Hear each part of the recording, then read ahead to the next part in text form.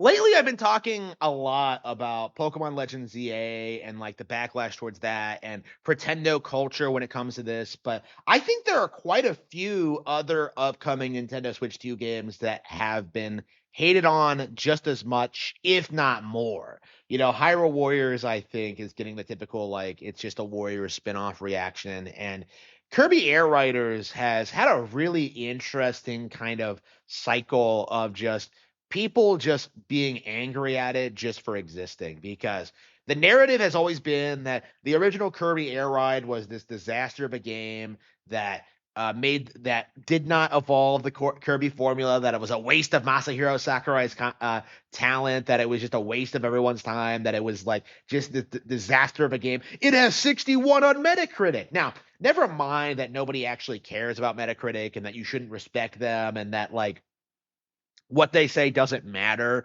because plenty of great games have lower scores than that. Pokemon Mystery Dungeon has lower scores than that. But Kirby Air Ride, with its initial release, had this very, very tepid reaction, which over time began to develop a cult following, which has led to this sequel being produced. And this is something that a lot of people don't understand is that, like, a way a game is received initially may not be reflective of its actual quality. The simple fact of the matter is, like, HAL Labs and Sakurai, Nintendo, they all felt that Kirby Air Ride was something that they could have developed further with a proper sequel. And so that's what we're seeing, is that we're seeing Kirby Air Riders being produced. We're getting a new Kirby Air Ride, and certain individuals are seething about it because I think this is probably a textbook example as to what's going to happen with all of these like downplayed Nintendo games. Games like Star Fox Zero, games like Tokyo Mirage Sessions, games like Fatal Frame, perhaps games um, so many like Pokemon even. Like there are so many Nintendo games that come out and just get completely written off and ignored and downplayed, and everyone hates them, and everyone says that they don't want Nintendo to produce this again, and then they do very, very well and get sequels. Like this has been a reoccurring thing for a very, very, very long time. You see this all the time when it comes to like say Mario and Luigi, right? Like a lot of people were upset about the existence of Mario and Luigi because they thought that its existence stopped like traditional Paper Mario games from existing. That's a pretty good that's a pretty good like example of what's happening here. But like the hate towards Kirby Air Riders is just out of this weird mindset that Kirby is not a relevant Nintendo brand, that it's not an A-list Nintendo franchise, that it's not going to be competitive, that it's not going to do well. The amount of times I've seen people say that Metroid Prime 4 is the big Nintendo game of the holiday season. It's insane when it's actually like Hyrule Warriors is going to do better than it, Kirby's going to do better than it, Pokemon's definitely going to do better than it. Like Metroid Prime 4 is not some big major like release for Nintendo. But Kirby Air Riders, I think, is. Kirby Air Riders is, I think, something that is going to do reasonably well. That it's something that's going to be that's gotten a lot of promotion, that's gotten a lot of attention. That it's the first major Kirby follow up after Forgotten Land. That like Kirby's had a huge explosion of popularity recently. That this is a cult classic game. Why is the community so adamant, so determined to pretend that this is not a major release? Like again, this kind of goes into what I've been talking about when it comes to like the Nintendo community in general. They really think that like only Mario and Zelda are like major Nintendo properties. Like they always like write off Splatoon, they always write off Fire Emblem, they always write off Xenoblade. They always ignore all these like B or C list franchises and say they're not relevant and then they're not competitive. But with like like with Kirby and the Forgotten Land, like I think it's safe to say that Kirby is like probably a solid Nintendo platforming series now. That game was, I think, better than Super Mario Odyssey.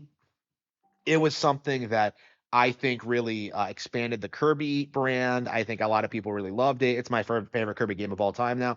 Like, it sold really well. Like, what exactly does Kirby have to do to kind of legitimize himself in the eyes of like the fans? And like really, I feel like there's just nothing that's going to happen because Fire Emblem has been top of the world forever, right? It's one of Nintendo's most profitable IPs, but you still see people like getting angry over every time a new Fire Emblem is announced, right? It's very very unfortunate, but the reoccurring trend we keep seeing is that like a lot of Nintendo YouTubers, people like RGT85, get genuinely upset whenever Nintendo talks about this and doesn't talk about something else. That is a real phenomenon that we're seeing in the community right now, especially in regards to the Metroid Prime 4 thing.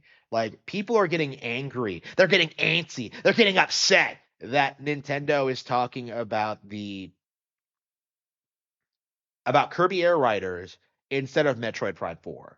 And I've talked about this in the past, several times, in fact, but it does need to be said more that clearly Air Riders has a lot more going for it than people are giving it credit for.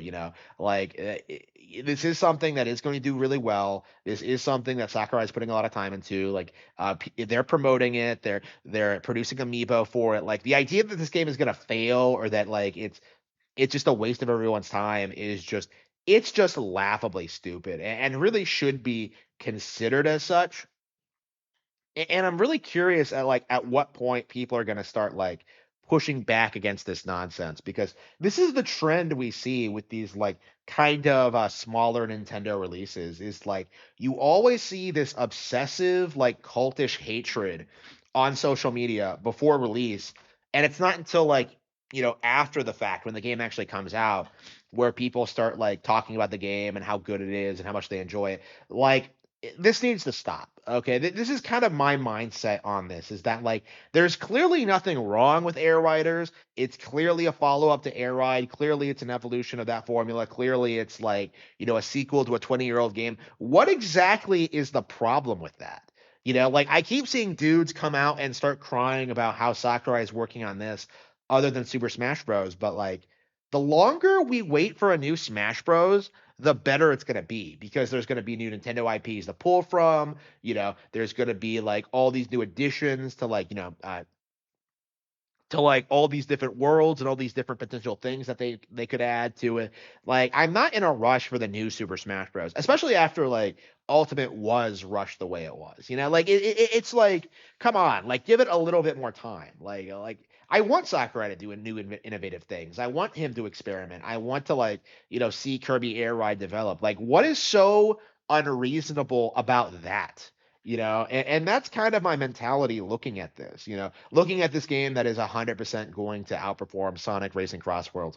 Like, why are so many people so conflicted about this release? Why are they so obsessed with pushing this narrative that Kirby Air Riders is going to fail? Like, that's clearly not going to happen. It's clearly going to do reasonably well.